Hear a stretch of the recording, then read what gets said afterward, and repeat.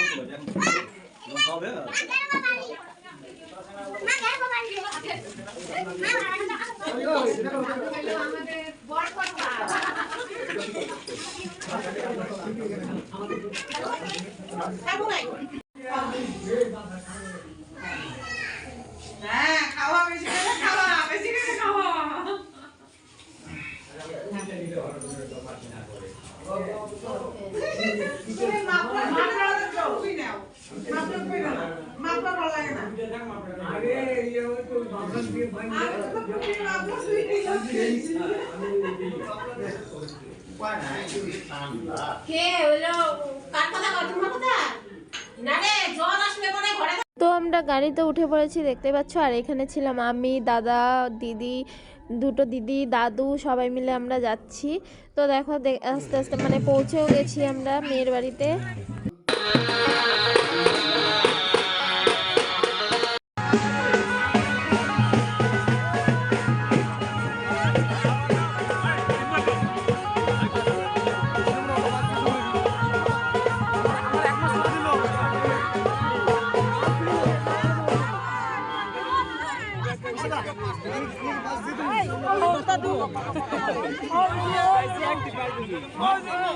তারপর এদিকে আমরা চলে এসেছি সবাই মিলে টিফিন নেওয়ার জন্য। তো আস্তে আস্তে উপরে উঠে যাচ্ছি, কারণ বৌদি ভাইয়ের বাড়িতে সেরকম একটা জায়গা ছিল না, তাই পাশেই একটা হল আর কি বুক করেছিল। তো আমরা সেখানেই যাচ্ছিলাম আর কি। মানে সিঁড়িটা এত খাড়া যেতে এত অসুবিধা হচ্ছিল বলার মতো না। তো তারপরে এদিকে হচ্ছে টিফিন নিয়ে চলে এসছে, সবাইকে দিচ্ছি।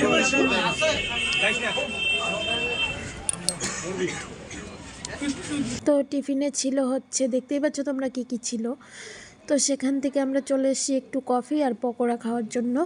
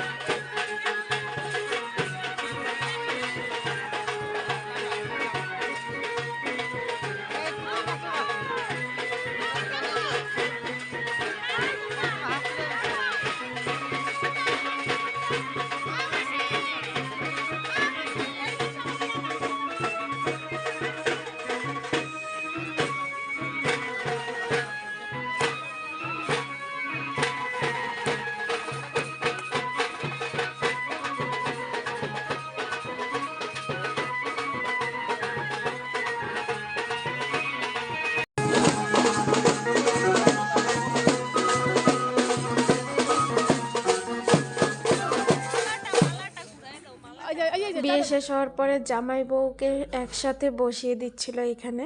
তো তারপর আমরা একটু চলে গেছিলাম বাইরে।